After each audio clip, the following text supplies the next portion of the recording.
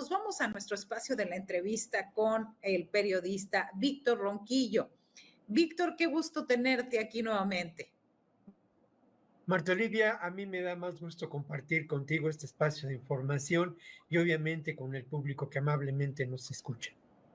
Gracias, Víctor. ¿Qué, ¿Cuál es tu balance, el balance informativo? La ocasión pasada hablábamos y no lo he escuchado en otros espacios, a pesar de que hay espacios que se definen o hay ciertos periodistas que nos definimos de izquierda, donde hay temas de pronto que no se tocan, como la falta de autocrítica en los medios que cubrían al presidente. Yo recuerdo, así rescato esa parte. Y a partir de esa reflexión que hiciste, yo cada día que estoy monitoreando la conferencia matutina, no sé si te pasa como cuando no estás en una conferencia y dices, le falta esto, ¿por qué no dicen esto? ¿Por qué de pronto en este término, cómo podríamos evaluar la política comunicacional hoy que decía García Vilchis que era el resumen del pueblo? O sea, evidentemente se evidenciaba a ciertos comunicadores críticos, incómodos. Sin embargo, me parece que era un ejercicio, no era nada objetivo. Sí, mira, la verdad de las cosas es que el ejercicio de la mañanera en términos de comunicación, pues si uno toma en cuenta lo logrado en términos de la aceptación del presidente, pues es un éxito. Si uno también toma en cuenta lo logrado en términos de la continuidad de un proceso de construcción democrática, pues es un éxito, ¿no?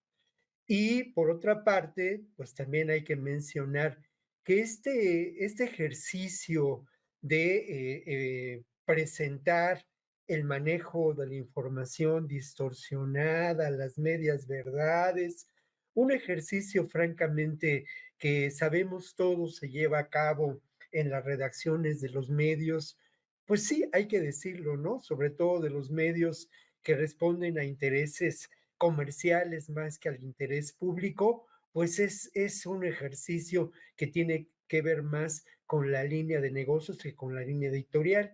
En ese sentido, me parece que es un éxito, ¿no? Pero creo que el proceso de la construcción de la democracia debe ir más allá. Y por eso mencionaba, ¿no? Que creo que muchos de nosotros, de los periodistas, que hay que reconocerlo, ¿no? Pues simpatizamos y desde mi perspectiva personal, yo decidí en este proceso de construcción de la cuarta transformación tender puentes, pero creo que es muy importante en ese ejercicio de tender puentes el reconocer hacia dónde miramos, cómo miramos, qué preguntamos, y un ejercicio francamente crítico que tiene que ver con una perspectiva diferente a lo que en ocasiones se presenta en la mañanera, pues que es un ejercicio francamente laudatorio en favor del presidente, ¿no? Hay también algunos colegas, muy pocos hay que decirlo, que pues proponen otro tipo de visión en el ejercicio periodístico y sí establecen un diálogo con el poder. Eso es muy importante, un diálogo con el poder que no necesariamente denosta el poder, que no necesariamente lo exhibe en su turbia condición, ¿no? Y con eso hablo pues de las veces que han venido periodistas como Jorge Ramos a plantarse en la mañanera, pero creo que ha sido por excepción esos momentos donde hay un ejercicio lúcido, crítico, reflexivo por parte de nosotros los periodistas en términos de eso que es necesario, ¿no? Para no necesariamente cuestionar las decisiones presidenciales, pero sí cuestionar el ejercicio del poder y procurar una perspectiva de mayor democracia en el ejercicio de la información. Pero te aclaro, mi querida Marta Olivia, esto es parte de un proceso, ¿no? Y creo que lo que podemos encontrar en la siguiente fase de este ejercicio de las mañaneras, quizás sea ello, ¿no? Un ejercicio de mayor perspectiva crítica en cuanto al posible protagonismo de nosotros los periodistas en la relación y en el ejercicio, pues sí, de construcción de la información en estas mañaneras que continuarán y ahora anunció López Obrador que tendrán una nueva mecánica. Yo espero que esa mecánica abunde en estos elementos que he mencionado, ¿no? Por otro lado, hay que reconocerlo y con eso termino este primer comentario. Bueno, al final de cuentas, López Obrador, pues es un excelente comunicador, un seductor, logra, ese es el gran secreto de los buenos comunicadores, transmitir con elementos sencillos conceptos de profundidad y en este caso de una perspectiva política, ¿no? Y bueno, el ejercicio de la mañanera pues es escuchado por millones de personas de manera cotidiana en este país. No tenemos las mediciones de audiencias, pero eso deben ser millones de personas, ¿no? Así es. Y justo ahorita voy a buscar a alguien, comentaba acerca de esta medición. Dame un segundito Sí, aquí, porque me parece bastante importante que lo decía ahorita precisamente Jessica Ramírez. Vamos a poner este tweet, le voy a poner a pedir a la producción justo esto. A ver, en este momento que Jessica Ramírez es la joven la famosa Jessie que siempre le maneja las redes sociales al presidente. Ahí ella señala en este tweet, ahora sí que estado de X. Dice, ya sé que aquí se habla de medios de comunicación, dice Jessica, pero el presidente López Obrador puede tirar aceite con más de 4.500.000 seguidores en YouTube. Ahí está un poco eso. ujú, Y se refiere también a una gráfica que hace Mario Campa. Dice que felicita, sin embargo, por haber alcanzado los 2 millones de seguidores en su canal de YouTube. Y después de, sin embargo, sigue precisamente Astillero. Justamente en ahí está el canal de Julio Hernández López, Julio Astillero, ahí lo dejamos. Así que importante para dar el contexto de lo que decíamos. Nuevas formas de comunicación. Ahora, pasando de eso a los temas, ¿cuál consideras, se me hace frívola la pregunta, pero hay que hacerla?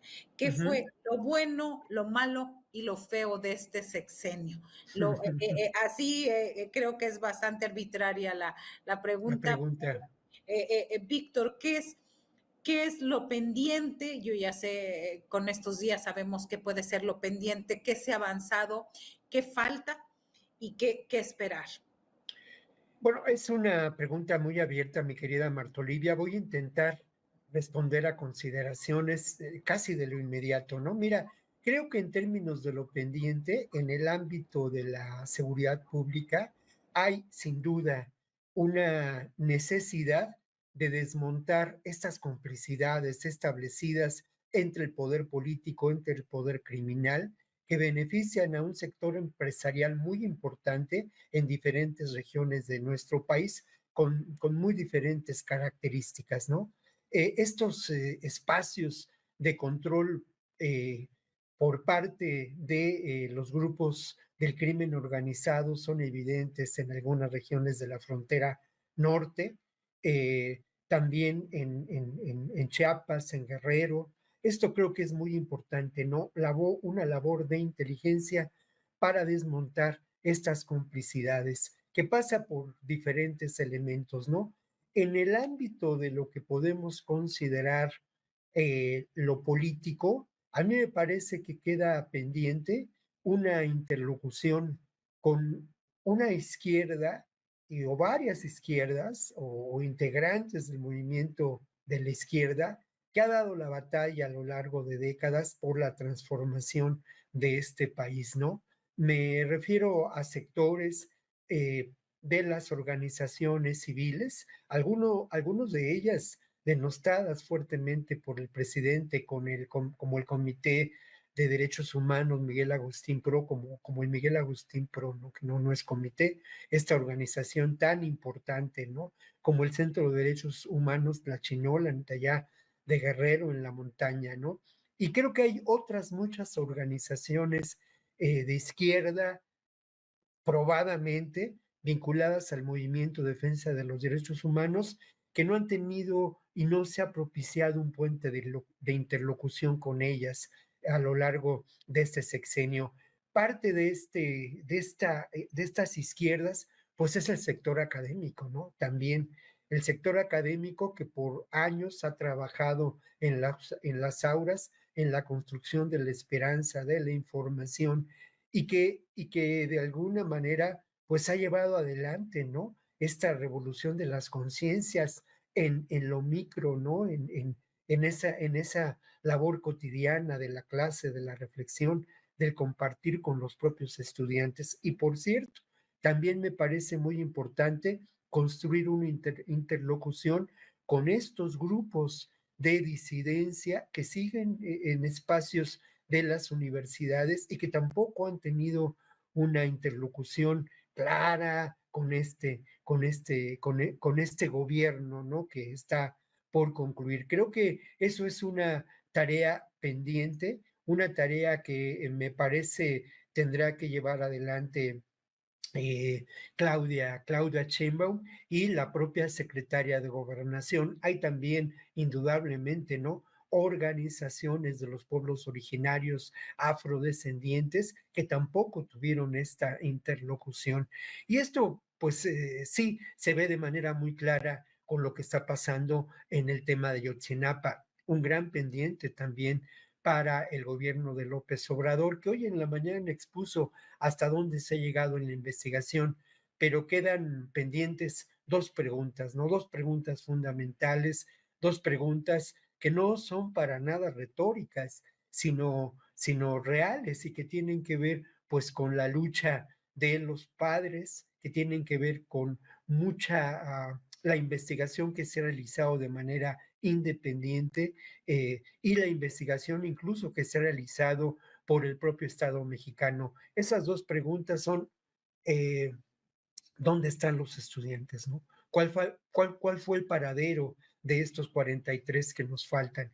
Y la otra pregunta que es clave y es una pregunta esencial, ¿cuál fue el móvil de esta atrocidad? ¿No? Y creo que los elementos están planteados ya en los informes realizados por la Comisión de la Subsecretaría de Derechos Humanos, encabezada en su momento por Alejandro Encinas, al mencionar que se separó en tres grupos a los estudiantes y también en los informes realizados por el grupo de expertos independientes en términos de cuál pudo ser el móvil, ¿no? Ese móvil, pues sí, hay que reconocerlo, tuvo que ver con el contrabando de heroína, el narcotráfico que se realizaba de Iguala hacia Chicago, ¿no? De acuerdo a información, pero quedan en términos de esos elementos, de esa parte de la respuesta a estas preguntas, muchos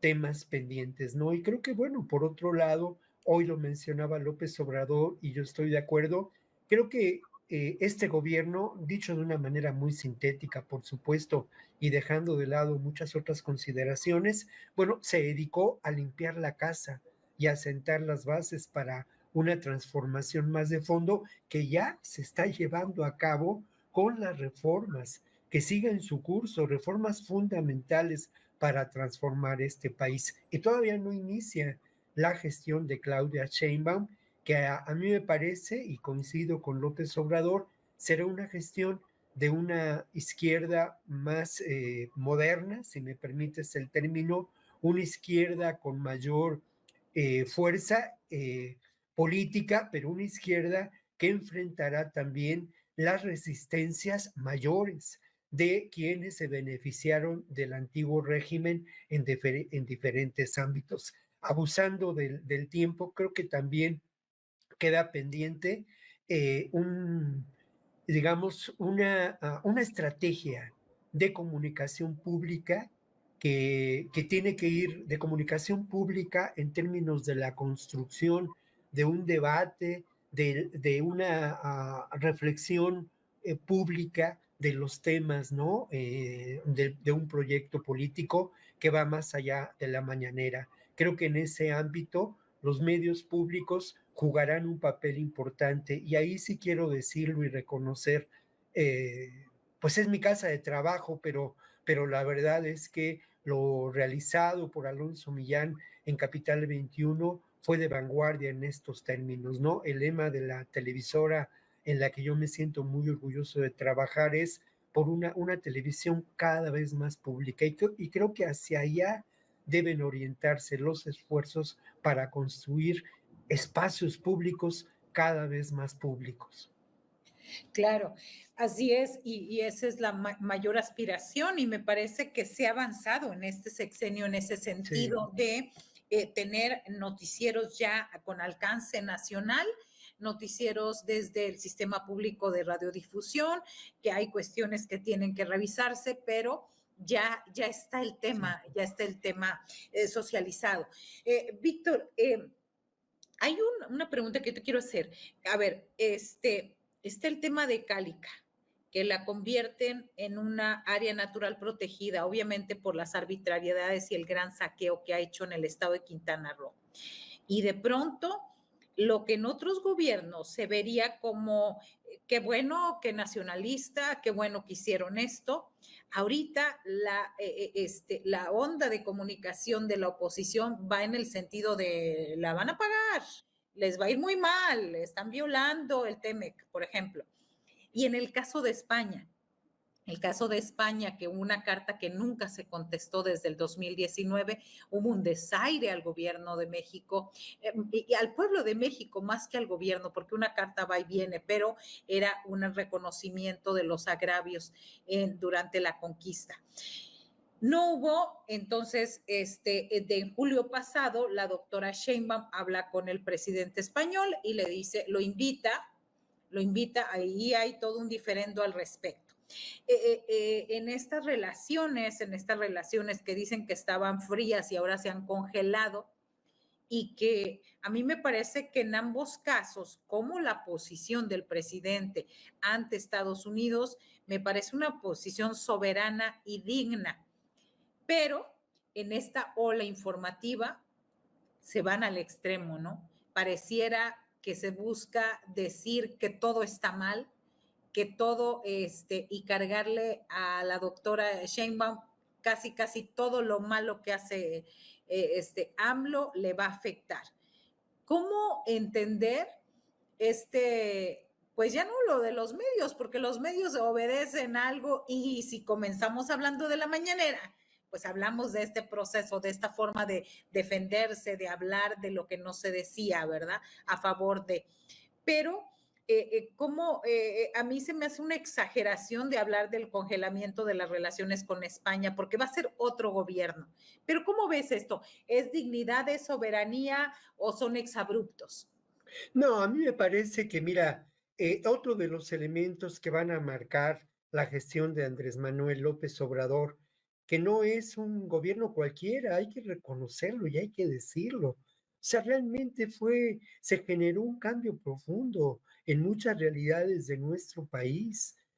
No podemos negarlo, ¿no? Y hay que tener una perspectiva que va más allá de lo inmediato para ver esas profundas transformaciones, ¿no? Lo primero que hay que decir, bueno, primero los pobres.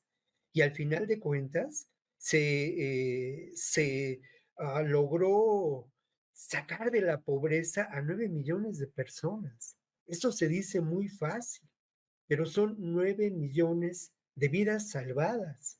Esto es histórico y si lo vemos en una perspectiva de lo que ocurre en el mundo, un mundo en donde lamentablemente abunda la exclusión, donde cotidianamente mueren de hambre miles de personas, o sea, sí, miles de personas, pues esto me parece que es un cambio radical y fundamental. Y no se digan los cambios en el ámbito de lo político, ¿no? Creo que empieza a dejarse de lado estos procesos que tenían que ver con lo que eran el ejercicio del poder absolutamente vertical en el anterior régimen, ¿no? Y luego el tema de la corrupción, donde, pues sí, hay procesos que pueden ser cuestionados, está el caso Segalmex, pero sin duda hay un propósito muy claro y una voluntad política de erradicar la corrupción.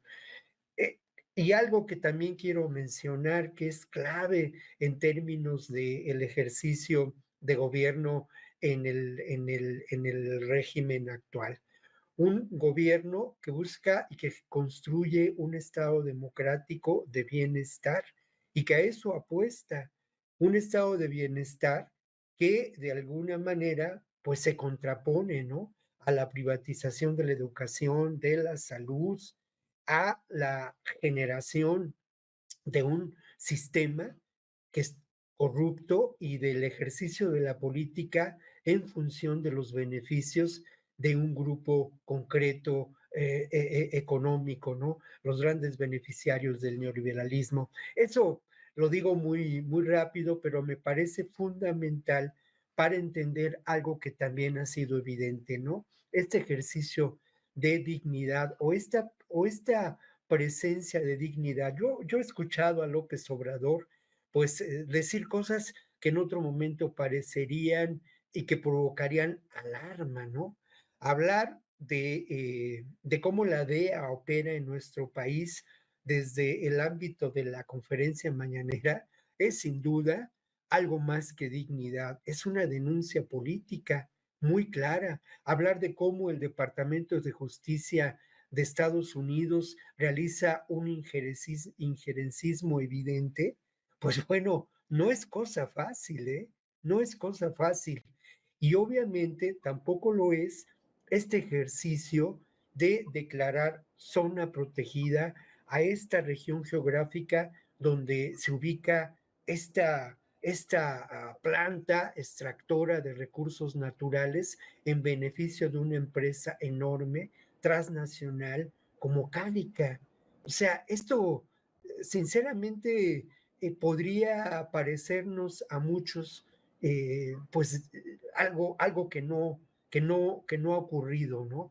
Falta mucho por hacer, pero creo que son ejemplos de una enorme dignidad política, de una soberanía como lo has manifestado. Y luego, por otra parte, bueno, ¿a quién le interesa que venga o no el rey de España? ¿A quién le interesa o no que España reconozca nuestra soberanía? Al final de cuentas, hay que ser sinceros y decir que es cierto, España en un momento dado, y hay que reconocerlo así, en la década de los 80, en la década de los 70 y los 80, fue un país de vanguardia, un país progresista. Y hay en este momento una pugna muy fuerte en ese país por parte de esa vanguardia política, que no necesariamente es la del PSOE, pero sí es una vanguardia política que a mí me parece sigue teniendo un carácter radical profundo y los sectores más conservadores.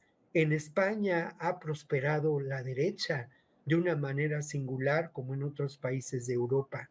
De tal modo que el que esto se dé es parte de este espectro y de esta realidad más compleja, ¿no? Por otro lado, bueno, pues eso, es decir, el que no vengan representantes de España a la toma de posesión de Claudia Sheinbaum no limita de ninguna manera la relación que tenemos con España y la que además hay que reconocer, por lo menos en mi caso personal, pues es una relación estrecha en términos culturales, ¿no?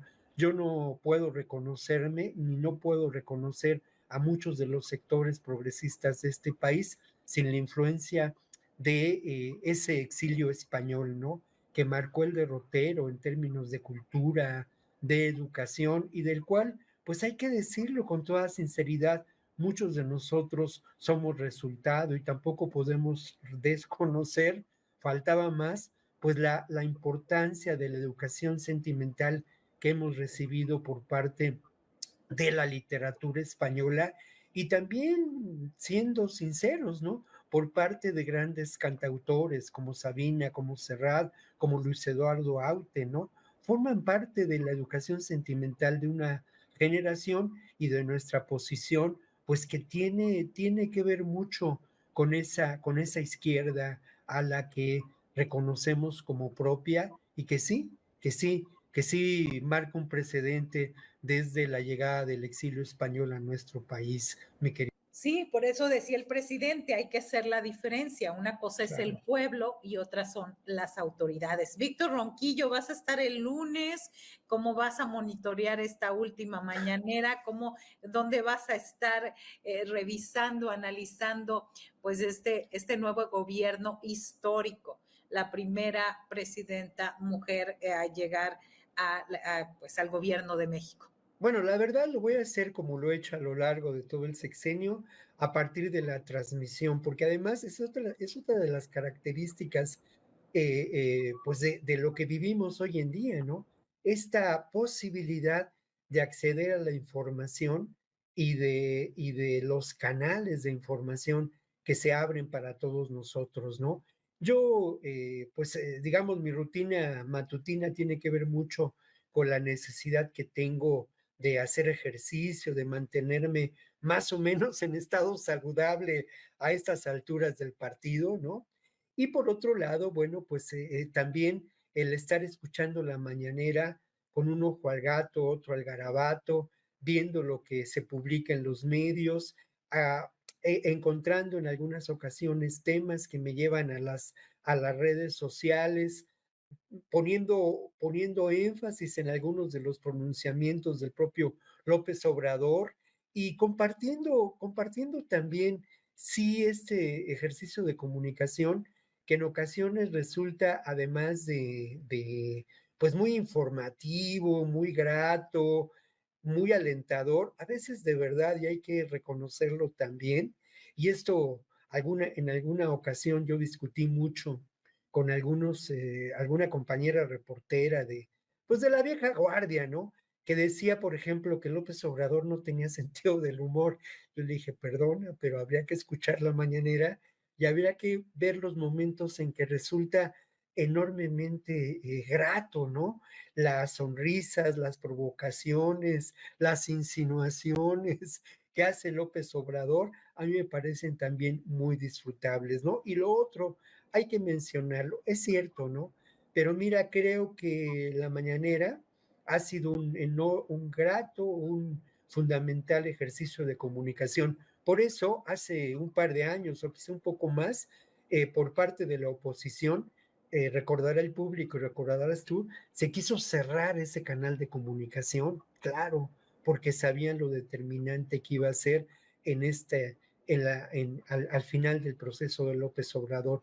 Y voy a también a celebrar, porque al final de cuentas, sí creo que, como yo lo decía ayer por la noche, perdón, pero ganamos en el 18 y ganamos ahora.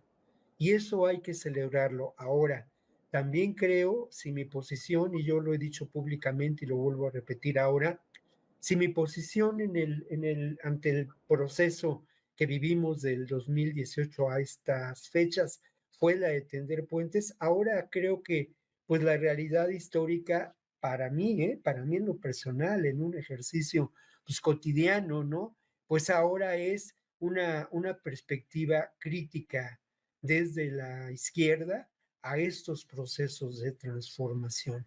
Creo que también hace falta ello y pues lo intentaré hacer desde los espacios con los que pueda contar, desde mi ejercicio también, de escribir libros y de reflexionar y desde las invitaciones que espero se me sigan haciendo, ¿no? A espacios como este, pero creo que es fundamental también que quienes asumimos una posición de izquierda en los medios, ahora tengamos una perspectiva no de tender puentes, sino una perspectiva de un ejercicio crítico de lo que va a suceder y va a acontecer. Esto no quiere decir que sea un ejercicio que vaya en contra del proceso, no, no todo lo contrario.